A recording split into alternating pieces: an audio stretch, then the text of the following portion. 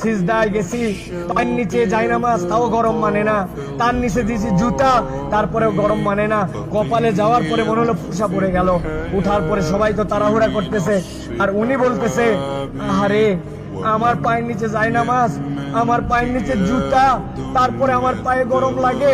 আর আমার নবীর সাহাবীদেরকে কালেমা গ্রহণ করার জন্য এই পাথরের মধ্যে চিট করে শুয়ে রেখে বুকের উপরে পাথর জমাই দিয়েছে। আমার নবীর সাহাবীদেরকে পাগলা উটের পিঠে বেঁধে এই মক্কার অলিগলিতে টেনে ইচ্ছড়ে বেড়াইছে। এই জায়গাতে তাদের বুকের উপরে পাথর চাপায় আগুনের মধ্যে দিয়ে দিছে। তাদের রক্তের বিনিময়ে ইসলাম পাইছি।